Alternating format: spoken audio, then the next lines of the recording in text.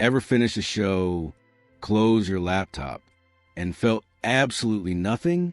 That hollow silence, that strange emotional flatline after hours of pleasure.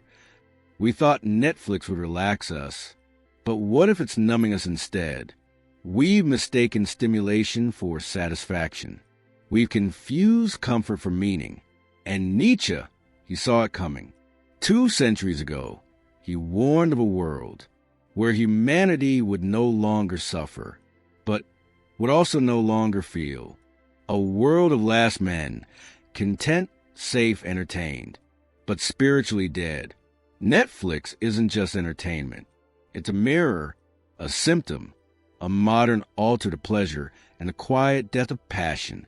So watch carefully, because in this video, we're going to uncover how pleasure has become our prison, why our binge culture breeds nihilism, and how you, yes, you, can escape this digital trance.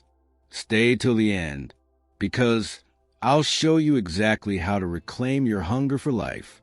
And if you're new here, subscribe to The Hidden Self, where dark psychology meets philosophy, because sometimes the truth isn't comforting, it's awakening. We live in an age of infinite content, a million stories on demand, endless choice, zero effort. At first, it feels like freedom. No gatekeepers, no limits, just click and escape. But freedom without meaning becomes chaos, and chaos, repeated enough, becomes numbness. We chase another episode, another dopamine hit. Autoplay feeds us. The algorithm learns us. It studies our patterns better than we study our souls. Nietzsche once wrote, "He who despises himself still respects himself as one who despises." But what happens when we no longer despise anything, when we feel nothing at all? That's the danger of constant comfort. It sedates. It smooths out every rough edge, until all that remains is a flat line. You finish a season, and instead of satisfaction, there's an ache, an emptiness disguised as rest. You reach for your phone. You scroll. You fill the silence, because silence now feels unbearable. Discomfort has become the enemy. But Nietzsche saw discomfort as a path to transformation. He called it the forge of the soul. When everything is easy, nothing has weight. When pleasure is cheap, joy loses meaning. This is digital numbness, a new sickness Nietzsche predicted without ever seeing a screen. He called it the sickness of ease, the quiet poison of a life too comfortable to question itself. We're overdosing on pleasure and starving for purpose. Nietzsche's last man, a being who says, "We have invented happiness." He blinks, he scrolls, he smiles without depth. He avoids risk, avoids pain, avoids meaning. He doesn't believe in anything beyond comfort, and he laughs at those who do. Sound familiar? The last man isn't a myth. He's us, reclining on the couch, remote in hand, eyes glazed over, watching lives more exciting than our own. Nietzsche warned that when man kills God, he doesn't become free.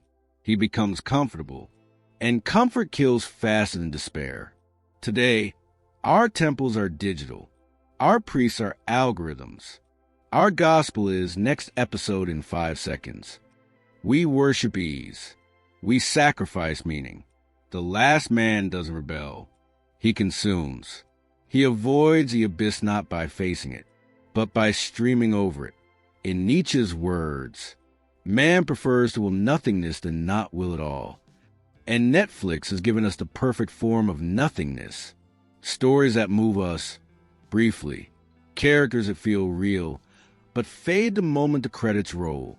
We're emotionally touched, but existentially untouched. We cry, we laugh, but we don't act, because the screen resolves what reality cannot. The last man on the couch doesn't create. He reacts. He doesn't strive. He scrolls. He confuses consumption for participation. And in doing so, he forgets that meaning isn't delivered. It's earned.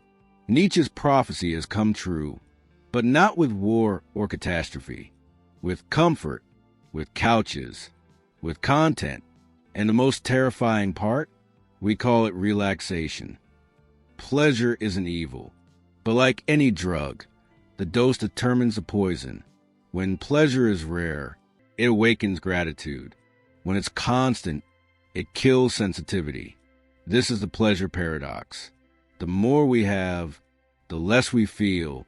Every notification, every autoplay, every hit of dopamine makes the next one weaker. Our brains adapt.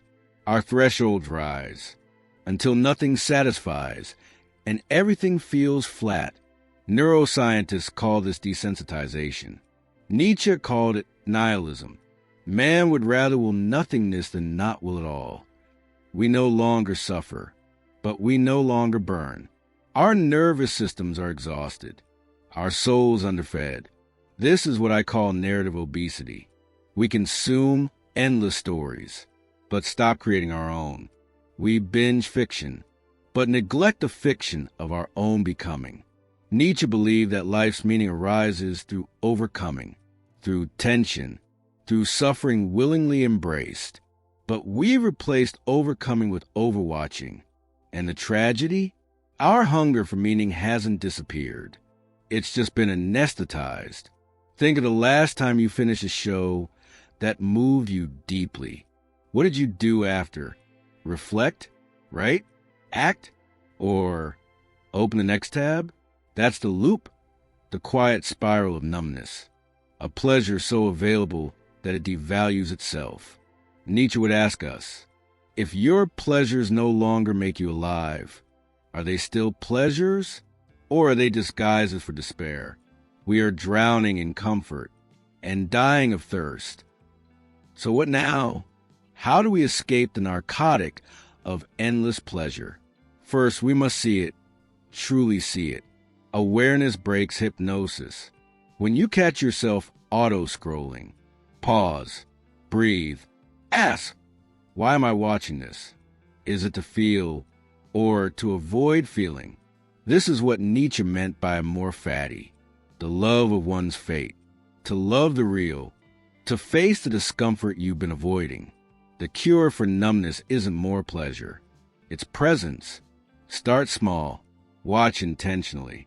When something moves you, stop. Reflect. Write about it. Let it disturb you. Don't let autoplay steal your afterthought. Seek difficulty. Read something that challenges you. Sit in silence long enough to feel the hunger return. Because boredom isn't the enemy. It's the doorway. Every great transformation begins with discomfort.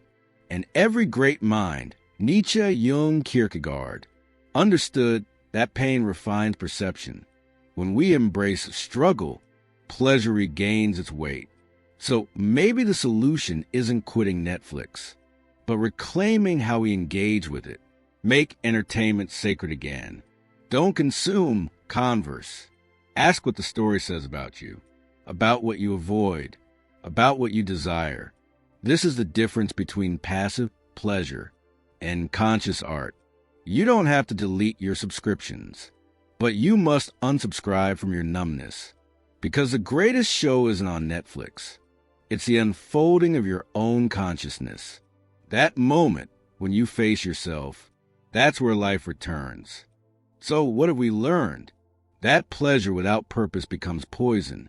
That comfort can be a cage. That Nietzsche's last man now lives inside each of us. Smiling, scrolling, satisfied, yet hollow. But you can wake him up by choosing depth over distraction, meaning over ease, presence over autoplay. Netflix isn't evil, but unconscious pleasure is.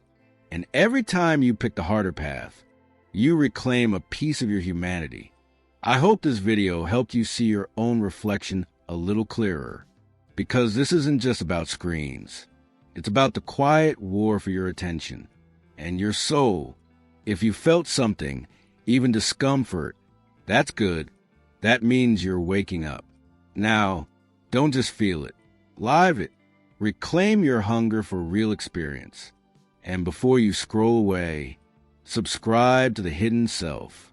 Join a community that doesn't run from the dark. We walk through it, because the dark isn't here to break you. It's here to wake you.